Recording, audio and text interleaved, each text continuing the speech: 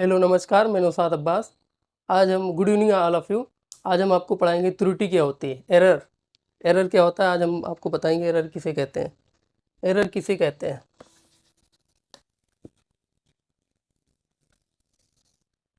हिंदी में त्रुटि बोलते हैं, इंग्लिश में एरर बोलते हैं। क्या होता है देखते हैं आज। एरर, हिंदी में त्रुटि।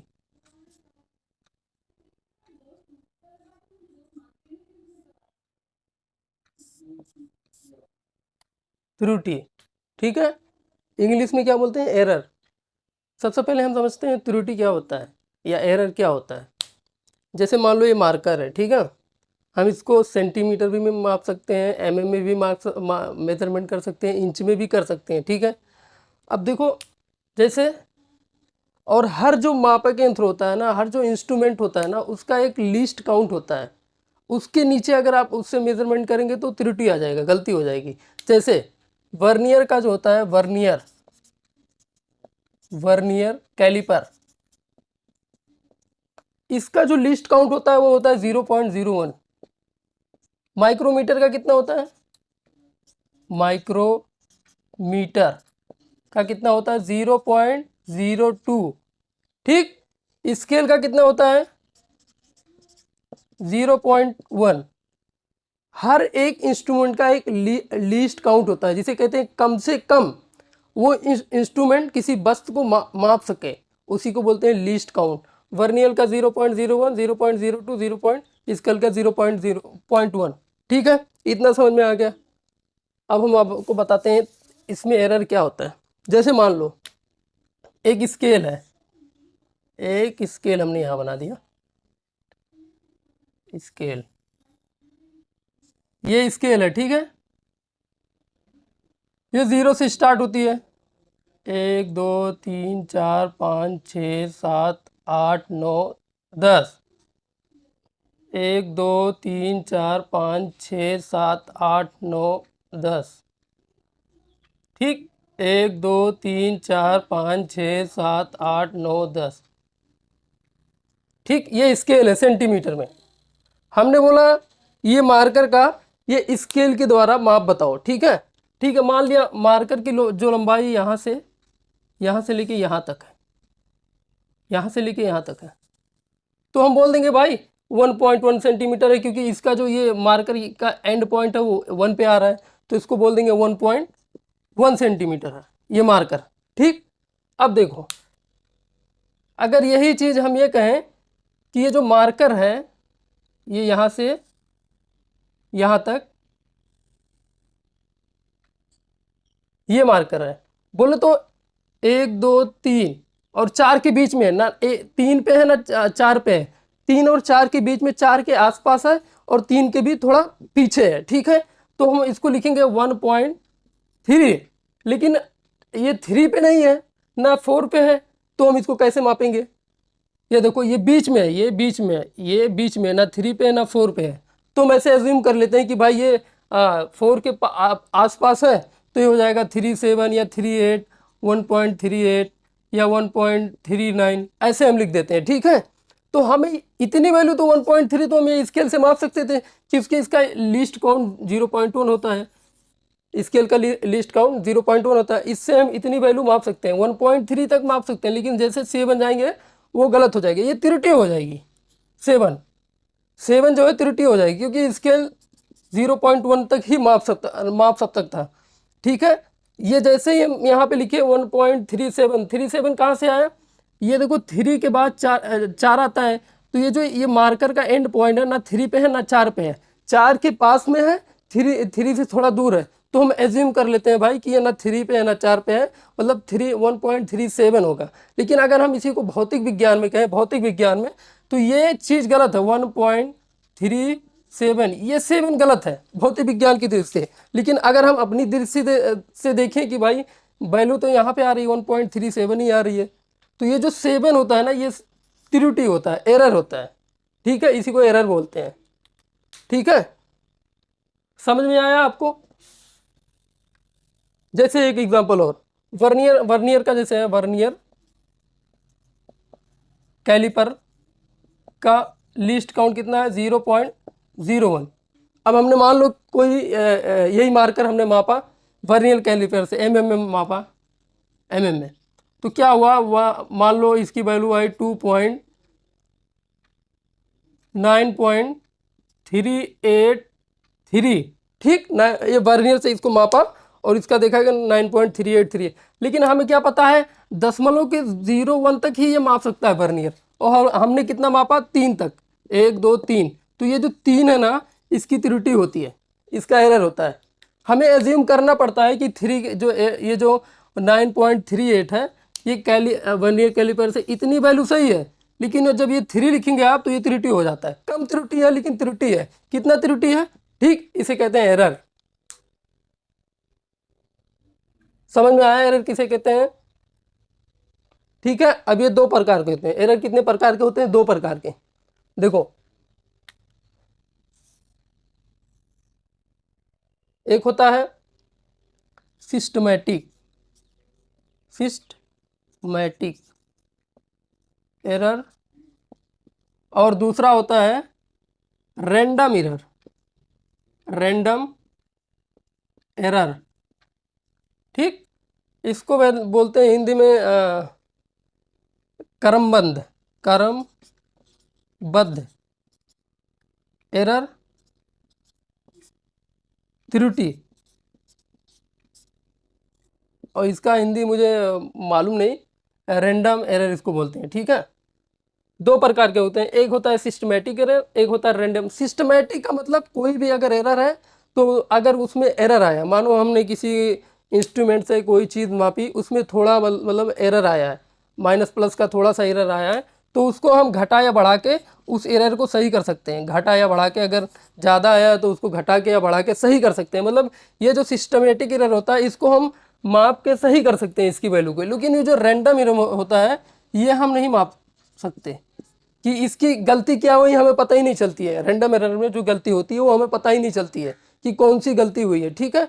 सिस्टमेटिक एरर में हमें पता चल जाता है कि इसकी क्या क्या गलतियां हुई है, ठीक है। चलो हमें इसको एक एग्जांपल लेके बताते हैं सिस्टमेटिक एरर को। मान लो ये तराजू है, एक तराजू एक डोरी से बंधा है, ऐसे गया है, ये तराजू है, ठीक है। तराजू देखे ना, वो ऐसे पहले ऐसे रहता है तराजू, तो उसमें क्या करते हैं भाई, ये जो नीचे, ये नीचे है, ये ऊपर है, तो इसमें क्या करते हैं, मान लो ये 1 किलोग्राम नीचे है, तो इसमें हम क्या करते हैं 1 किलोग्राम रख देते हैं, तो ये बैलेंस हो जाता है। हमने क्या किया, 1 किलोग्राम इसमें ऐड कर दिया, तो ये बैलेंस हो गया। इसको हम सिस्टमेटिक एरर कहते हैं। अगर कोई एरर है इसमें, तराजू में पहले एरर था कि ये 1 किलोग्राम नीचे था, ठीक है, और ये 1 किलोग्राम ऊपर था, हमने क्या किया 1 किलोग्राम यहाँ पे एक वो रखा पत्थर का टुकड़ा, ये बैलेंस हो गया, इसका एरर हमें मालूम चल गया सिस्टमेटिक का, ठीक है। इसे कहते हैं सिस्टमेटिक एरर। और एक एग्जांपल देते हैं, जैसे एक स्केल है, ठीक है, ये स्केल है, ऐसा स्केल है,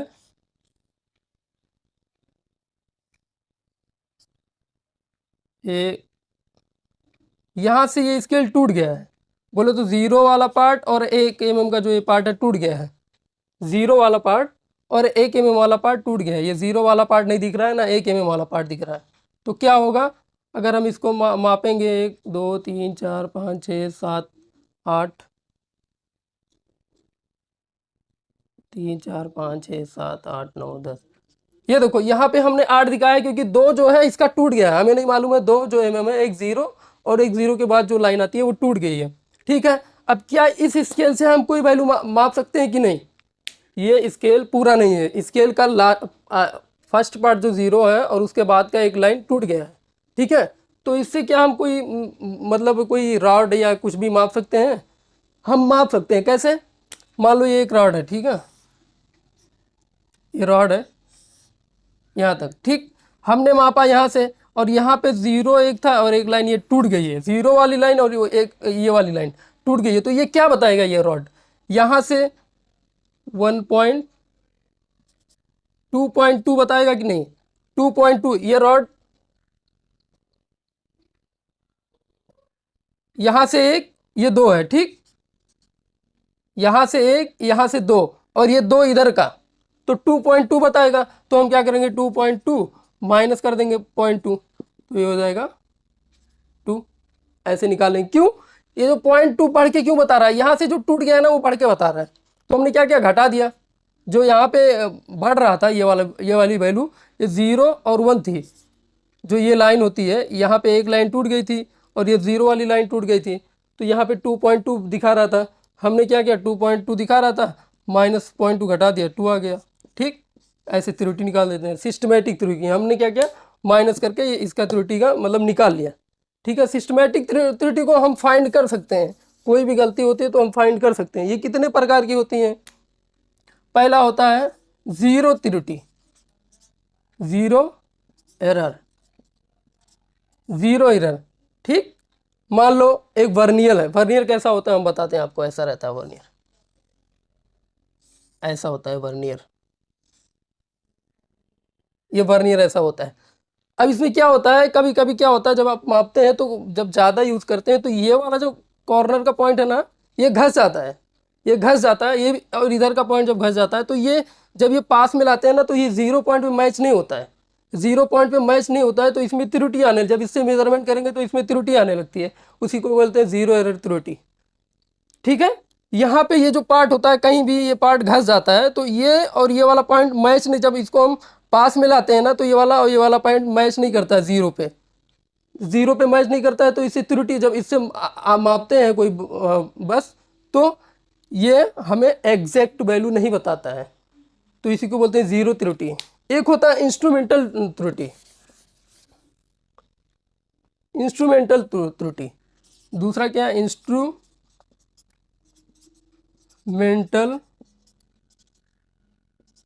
एरर।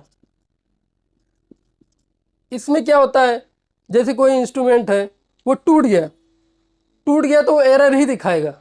हम उसको सही कर लेंगे, उसको हम सही कर लेंगे, लेकिन एरर बताएगा इंस्ट्रूमेंट द्वारा। इंस्ट्रूमेंट जैसे खराब हो गया, उसका कोई पार्ट घस गया, टूट गया, तो इंस्ट्रूमेंट द्वारा हुई त्रुटि को इंस्ट्रूमेंट त्रुटि कहते हैं।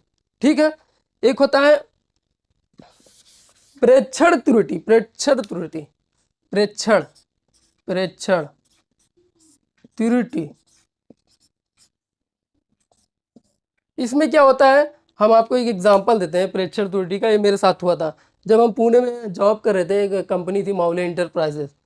तो उसमें क्या होता है, एक वर्नियर से और हाइट गेज था और बोर गेज था और माइक्रोमीटर था। तो उससे हम क्या कर रहे थे, एक वस्तु था, उसका एक जॉब था, टूल का जॉब था, उसका हम डायमीटर, इंटरनल डायमीटर सब, मतलब एक PDF फाइल थी, डिज़ाइन था, उसमें देख के वो माप कर, मतलब हम मेजरमेंट कर रहे थे। अचानक में क्या हुआ, टाइम हो गया लंच का। ठीक है, लंच का टाइम हुआ तो हम जल्दबाजी में वो त्रुटि, हमने जैसे डायमीटर किसी का मापना था, डायमीटर किसी का मापना था हमें। ठीक है, उस बस का डायमीटर मापना था। उसका जो PDF में जो डायमीटर था 2.3 mm था। हमने क्या किया था, 2.35 कर दिया था। क्यों? जल्दी जल्दी में, जल्दी जल्दी में।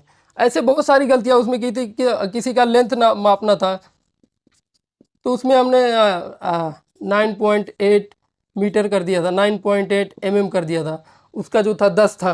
कम त्रुटि हुई थी, मतलब 0.05 की मुझसे त्रुटि हुई थी, और ये इसमें भी 0.02 की हमसे त्रुटि हुई थी। लेकिन गलतियां हुई थी, क्यों? जल्दबाजी में। हम प्रेक्षण में क्या करते हैं, जल्दी जल्दी करते हैं, तो उससे जो त्रुटि होती है उसे कहते हैं हम प्रेक्षण त्रुटि। ठीक है, और बताएं आपको, प्रेक्षण, इंस्ट्रूमेंट हो गया, और होता है अल्पतमांक त्रुटि। अल्पतमांक, लीस्ट काउंट, लीस्ट, ये सब सिस्टमेटिक के प्रकार हैं। ठीक है, सिस्टमेटिक के प्रकार हैं। इससे क्वेश्चन, इसके परिभाषा से क्वेश्चन नहीं आते हैं यूपी बोर्ड में, लेकिन आपको थोड़ा बेसिक जानना जरूरी। इससे न्यूमेरिकल आते हैं, हम न्यूमेरिकल कराएंगे तब बताएंगे। न्यूमेरिकल इससे बहुत आते हैं। ठीक है, लीस्ट काउंट एरर, वही चीज। मान लो कोई स्केल है, स्केल है, ठीक है, इसका लीस्ट काउंट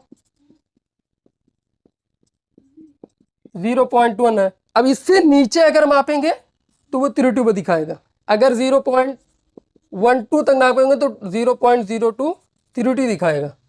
ठीक है, मान लो एक वर्नियर कैलिपर है, माइक्रोमीटर ले लेते हैं, माइक्रोमीटर, माइक्रोमीटर, इसका कितना होता है 0.02। ठीक, यहां तक हम माप सकते हैं। अगर हम जैसे गए 0.023 तो ये 3 त्रुटि दिखाएगा, 3, 0.03 हमें त्रुटि दिखाएगा।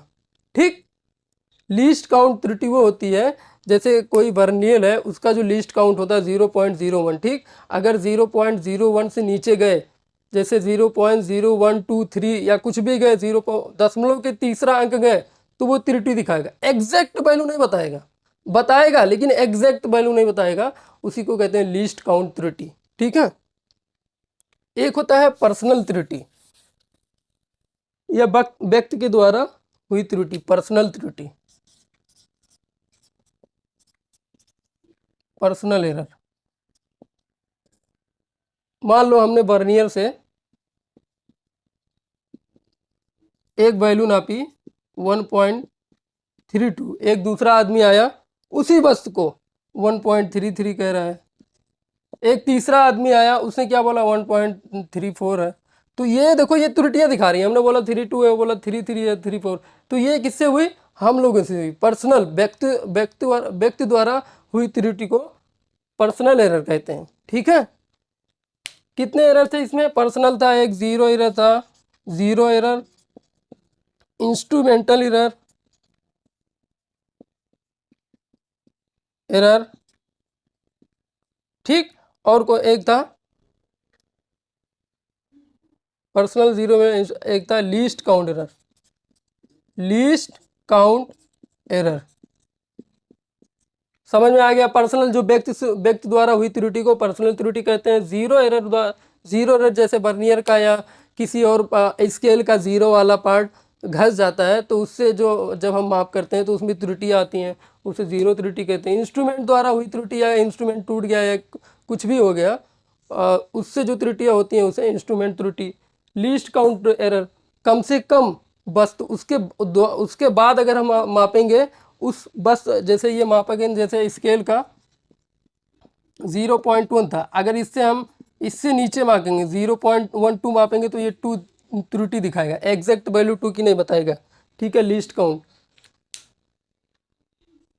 ठीक है, एक अब बहुत सारी त्रुटियां होती हैं जैसे कोई अज्ञात पर्सन है, उसको नॉलेज नहीं है। ठीक है, मेजरमेंट इंस्ट्रूमेंट के बारे में जैसे कोई नॉलेज नहीं, उसको मालूम ही नहीं स्केल क्या होता है, हमने उसको दे दिया, बोला जा भाई एक रॉड है उसको मेजरमेंट करके ले आ, वो गया, स्केल उसको आता नहीं था, उसने क्या किया, ज़ीरो, यहाँ से ये ज़ीरो है, 1 2 3 4 5 6 7 8 9 10, 1 हो गया, 1 2 3 4 5 6 7 8 9 10।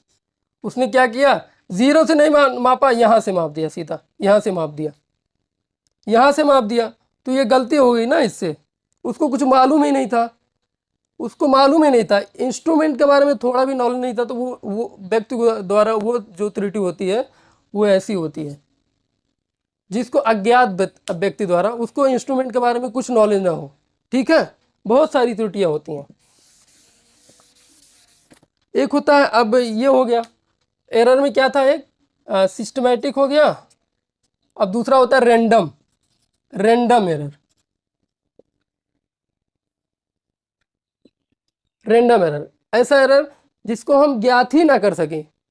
ठीक है, जैसे ये वायुमंडल है, ठीक है, वायुमंडल है ये, इसमें कभी टेम्परेचर इसका ज़्यादा हो जा रहा है, कभी कम हो जा रहा है, इसका प्रेशर जो है कभी कम हो जा रहा है, कभी ज़्यादा हो जा रहा है। ठीक है, ये लाइट है, लाइट में कभी कम आती है, कभी ज़्यादा आती है, तो हमें इसमें त्रुटियाँ बहुत होती हैं, इससे हम ज्ञात नहीं कर पाते हैं। हाँ, जैसे हमने एक वेट है वो हमने अपना वज़न नापा, ठीक है, कभी हमारा वज़न बताया 55 kg, ठीक, 55 kg, कभी बताया 55.23 kg, कभी बताया 55.34 kg।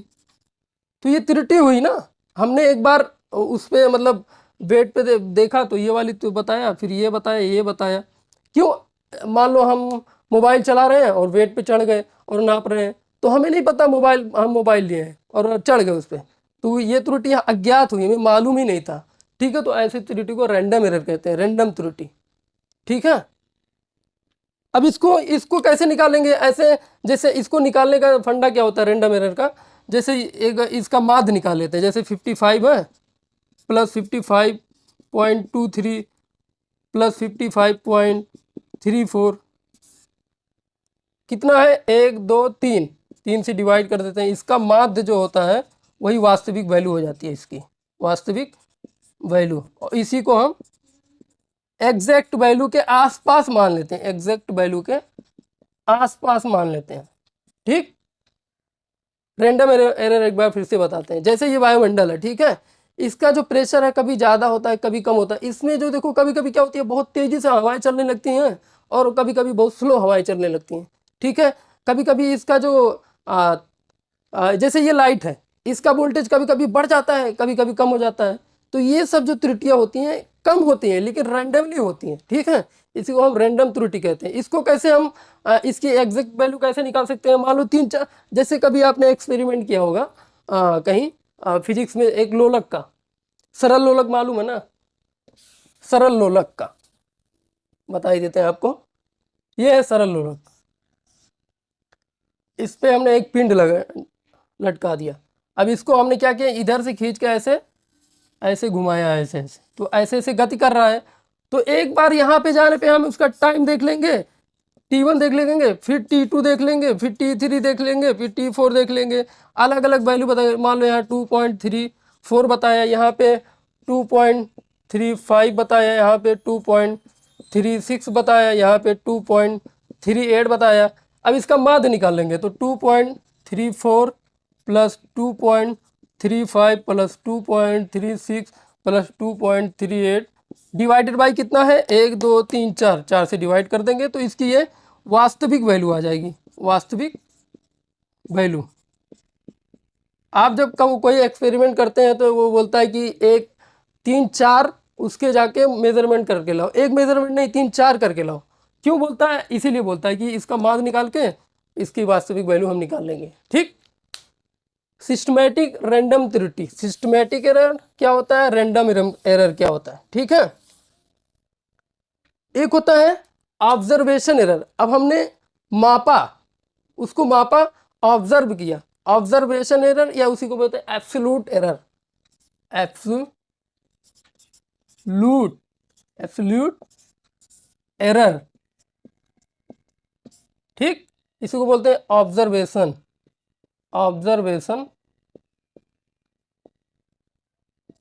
एरर। हिंदी में निरपेक्ष त्रुटि, निरपेक्ष त्रुटि ये क्या होती है? इसका फार्मूला होता है डेल एक्स बराबर x a minus x, del x बराबर x a minus x. X क्या है? उसकी एग्जैक्ट वैल्यू है, एग्जैक्ट वैल्यू, वास्तविक वैल्यू हिंदी में कहते हैं, वास्तविक मान। और x क्या है? प्रेक्षण द्वारा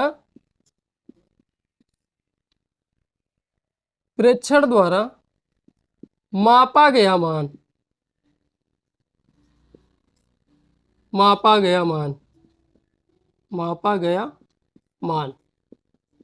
ठीक, ये क्या है? x क्या है? एग्जैक्ट वैल्यू है, कोई वस्तु है उसकी, जैसे वही सरल लोलक वाला क्वेश्चन है, अगर t equal to 2 pi l upon g, अगर आपको एल दे दे, जी तो पता है, एल दे दे, तो आप यहाँ से सरल आवर्त टी की वैल्यू, आवर्तकाल की टी की वैल्यू निकाल सकते हैं। अगर ये वैल्यू ना दी हो, अगर ये वैल्यू दी होती तो इसकी वास्तविक वैल्यू कुछ भी आ जाती है, हमें पता हो जाता है। यहाँ पे वास्तविक वैल्यू ए रख देते और माइनस है उसका प्रेक्षण का, जो प्रेक्षण करके लाते हैं उसको माइनस कर देते, निकल जाता। अगर एक्स ए की वैल्यू ना दी हो और हम जैसे सरल आवर्त को मतलब 2 3 या 4 उसके एक्सपेरिमेंट कर लें, x1 मान लो 2.32 आया, x2 मान लो 3.23 आया, x3 3.43 आया। ठीक, तो x से अब कैसे निकालेंगे? x से equal to x1 plus x2 plus x3 upon 3 कर देंगे, ये इसकी एग्जैक्ट वैल्यू आ जाएगी। अगर एग्जैक्ट वैल्यू क्वेश्चन में ना दिया हो, अगर बोल दे कि उसकी वास्तविक वैल्यू इतनी है तो ठीक है। अगर उसने बोला एग्जैक्ट वैल्यू ना दी हो तो कैसे निकालेंगे उसमें? तो ये है ठीक, ऐसे निकालते हैं हम। न्यूमेरिकल इसका कल कराएंगे, आपको बताएंगे तब कैसे करते हैं इसका न्यूमेरिकल कराएंगे आपको। ठीक है, x1 क्या है, प्रेक्षण द्वारा मापी गई उसकी जो भी दूरी है, ये मान लो मार्कर इसको हमने 3-4 बार मापा, अलग अलग इसका मान आया, तो x1 मान लो इतना आया, x2 इतना आया, x3 इतना आया। ठीक, तो ये क्या है, x1 यही है, प्रेक्षण द्वारा मापी गई दूरी है, अलग अलग दूरी है। ठीक है, तो जैसे 2.32 है ये है, उसका माध्य निकाल लिया, इसका माध्य निकाल लिया, इसका माध्य जो हो गया xm माध्य, इसका माध्य निकाल लिया, 3 से डिवाइड कर दिया, इसकी वास्तविक वैल्यू आ जाएगी। ठीक, इसका फार्मूला फिर वास्तविक वैल्यू जब आ जाएगी, x यहाँ रख देंगे, अब x1 के लिए अलग। अब देखो इसका फार्मूला आगे लिखते हैं हम, डेल x बराबर x से माइनस x1 हो गया x1, और डेल x2 बराबर क्या हो जाएगा, डेल x2 बराबर हो जाएगा x से माइनस x2, डेल x3 बराबर क्या हो जाएगा, x a माइनस x3। ठीक, del x1 del x2 del x3 निकाल लेंगे, क्योंकि 3 था, 3 बार मेजरमेंट किया था तो 3 वैल्यू बताएगा। डेल x1 बताएगा निरपेक्ष मान इसका, निरपेक्ष त्रुटि डेल x1 की, निरपेक्ष त्रुटि डेल x2 की, निरपेक्ष त्रुटि डेल x3 की। ठीक है, अब इसका हम डेल x3 इसका अगर माध्य, इसका फार्मूला निरपेक्ष एरर का माध्य निकालो, अगर बोला हम निरपेक्ष एरर का माध्य क्या होगा, तो फार्मूला होता है डेल x निरपेक्ष एरर का माध्य del x1 plus del x2 plus del x3 so on del xn हो जाएगा। ठीक, अपान n हो जाएगा। ये हम यहाँ पे मॉड क्यों लगा रहे हैं मालूम है, इसे मॉड कहते हैं, ये लाइन को मॉड कहते हैं। मॉड क्यों लगा रहे हैं, अगर मान लो कोई वैल्यू है डेल x बराबर x1 बराबर del x a minus x है, अगर कोई वैल्यू है, अगर यहाँ पे हमें घटाने पे माइनस आएगा तो हम यहाँ पे प्लस ही रखेंगे, मॉड हटता है तो प्लस आ जाता है। ठीक है, तो इसका निरपेक्ष एरर का माध्य क्या होगा, तो ये फार्मूला होता है निरपेक्ष एरर का माध्य का फार्मूला। ठीक, del x1 plus del x2 plus del x3 del xn upon n। ठीक, ऐसे निकालते हैं। अब डेल x1 कैसे निकालेंगे, डेल x1 ये है, x से माइनस x1 कर देंगे। डेल x2 कैसे निकालेंगे, x से माइनस x2 कर देंगे, डेल x2 निकल जाएगा।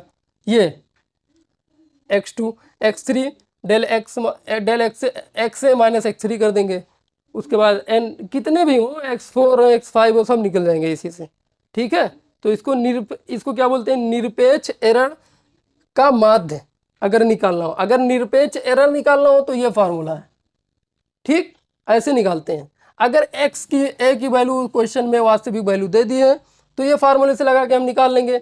अगर x a की वैल्यू नहीं दी है, अलग अलग उसके मेजरमेंट दिए हैं, जैसे x1 का मान अलग है, x2 का मान अलग, तो x से पहले निकाल लेंगे। x से कैसे निकालेंगे, x1 plus x2 plus x3 by 3 कर देंगे, वहाँ से x से आ जाएगा। ठीक, फिर यहाँ रखेंगे डेल x1 का मान, x से जब आ गया तो x से माइनस x1 घटा देंगे, फिर डेल x2 कैसे निकालेंगे, x से माइनस x2 कर देंगे, डेल x3 कैसे निकालेंगे, x से माइनस x3 कर देंगे, निकल जाएगा।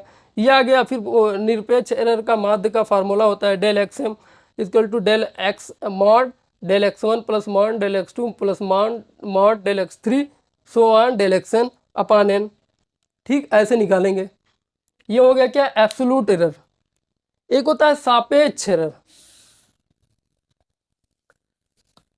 न्यूमेरिकल इसका हम कल कराएंगे। ठीक है, निरपेक्ष एरर और निरपेक्ष माध्य का दोनों का न्यूमेरिकल हम कल कराएंगे। ठीक है, एक होता है सापेक्ष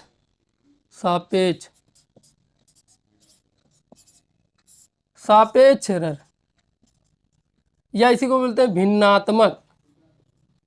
भिन्नात्मक एरर। ठीक, सापेक्ष एरर, इसका फार्मूला होता है डेल x माध्य अपान वास्तविक वैल्यू, x की वास्तविक बोले तो x से कैसे निकालते हैं, x1 plus x2 plus x3 so on xn upon n। ये हो गया x से, यहाँ से x से निकालते हैं, x से हो गया। डेल xm कैसे निकालते हैं, ये जब ये डेल x बराबर हमें पता है x से माइनस x होता है, अगर x1 है यहाँ पे तो डेल x1 हो जाएगा, अगर डेल x2 है तो यहाँ पे x से माइनस डेल x2 हो जाएगा। ऐसे अगर डेल x3 है तो x a minus x three हो जाएगा। तो यहाँ से हम डेल एक्स निकाल लेंगे। ठीक, ये होता है सापेक्ष त्रुटि या भिन्नात्मक त्रुटि इसे कहते हैं। ठीक, ये होता है। इतना तो आपको समझ में आ गया होगा। इस पे न्यूमेरिकल हम कल कराएंगे आपको। ठीक है, इतना आपको समझ में आ गया। साथ त्रुटि क्या होता है एक बार फिर से हम आपको रिवीजन करें। त्रुटि क्या होता है? किसी मापक अंक द्वारा, किसी मापक यंत्र द्वारा उसकी लीस्ट काउंट से जब हम नीचे कोई वैल्यू मापेंगे तो उसमें वो त्रुटि दिखाएगा, उसी को त्रुटि कहते हैं। ठीक है, त्रुटि कितने प्रकार के होते हैं? 2 प्रकार के होते हैं, एक सिस्टमेटिक है रैंडम। ठीक, सिस्टमेटिक को हम ज्ञात कर सकते हैं लेकिन रैंडम को ज्ञात नहीं कर सकते हैं। सिस्टमेटिक में इंस्ट्रूमेंटल त्रुटि, इंस्ट्रूमेंट के द्वारा हुई त्रुटि को इंस्ट्रूमेंट, व्यक्ति के द्वारा हुई त्रुटि को व्यक्ति त्रुटि, जीरो त्रुटि जैसे कोई स्केल है उसका जीरो का पार्ट जो घस जाता है उसके जो हुई त्रुटि उसको जीरो। अल्पतमांक त्रुटि, किसी भी मापक यंत्र का एक अल्पतमांक होता है, उसके नीचे अगर हम कोई मान निकालेंगे तो उससे वो त्रुटि दिखाएगा। ठीक, रैंडम त्रुटि ऐसा त्रुटि जिसको हम ज्ञात ना करें, ज्ञात ना किया जा सके, उसे रैंडम त्रुटि। अब उसके बाद आता है निरपेक्ष त्रुटि। क्या होता है? ऑब्जर्वेशन इसे कहते हैं, एब्सोल्यूट एरर। उसका फार्मूला हमने बताया आपको, del x equal to x a minus x one. X a क्या है? वास्तविक वैल्यू है, वास्तविक वैल्यू, वास्तविक वैल्यू। वास्तविक वैल्यू कैसे निकालते हैं? X a equal to x one plus x two plus x three so on x n upon n. ठीक है, इतना है। अब डेल मान लो डेल एक्स वन निकालना हो तो del x one equal to x a minus x one कर देंगे। एक्स वन बोले तो मापक द्वारा मापी गई पहली दूरी। मान लो मापक द्वारा मापी गई पहली दूरी एक्स 2.32 है। ठीक, और एक्स ए की वैल्यू आई है 2.34, तो यहाँ पे रख देंगे तो डेल एक्स वन आ जाएगा। Del x one equal to क्या हो जाएगा? एक्स ए की वैल्यू क्या है? 2.34 है, 2.34 रख देंगे और ये एक्स वन की वैल्यू 2.32 है। इसको घटाएंगे तो कितना आएगा? 0.02 आ जाएगा। ये डेल एक्स वन आ जाएगा। ऐसे निकालते हैं। ऐसे अगर एक्स टू दिया हो, मापक द्वारा मापी गई दूसरी दूरी 2.34 हो और एक्स से उसका जो घटाएंगे, एक्स से का माध्य निकालेंगे। एक जब इसका माध्य निकालेंगे 2.34 से घटा देंगे इसको, तो मान लो डेल एक्स टू निकालना हो तो इसका 2.34 निकाला हमने, माध्य द्वारा निकाल लेंगे और माइनस, और ये 2 पॉइंट कितना है? 3.34 है, 2.34, तो इसको घटाएंगे 0.00 आ जाएगा। एक्स से कैसे निकालते हैं पता है ना? एक्स से x one plus x two plus x three by n. ठीक है, ऐसे निकालते हैं। एक्स वन क्या है? मापक द्वारा मापी गई अलग अलग दूरियां। जैसे बर्नियर कैलिपर से हमने किसी वस्तु की दूरी मापी पहले, x one equal to 2.32, x two equal to 2.34, x three equal to 2.36। ठीक, ये मापक द्वारा मापी गई 3 दूरियां हैं। अब एक्स से कैसे निकालेंगे? तो एक्स से equal to x one plus x two plus x three by 3 कर देंगे। एक्स वन की वैल्यू यहाँ पे रख देंगे, एक्स टू की वैल्यू यहाँ रख देंगे, एक्स थ्री की रख देंगे, बाई 3 से डिवाइड कर देंगे, एक्स ए की वैल्यू आ जाएगी। ठीक, ऐसे निकालते हैं। कल हम आपको दोनों पे न्यूमेरिकल कराएंगे, एक निरपेक्ष त्रुटि पे, एक सापेक्ष त्रुटि पे। ठीक है, आज के लिए इतना ही रखते हैं, ज़्यादा बड़ी वीडियो नहीं करते हैं क्योंकि प्रॉब्लम हो जाती है ज़्यादा बड़ी वीडियो बनाने में। आज के लिए इतना रखते हैं। कल मिलेंगे फिर इसी टाइम, तब तक के लिए बाय बाय, नमस्कार।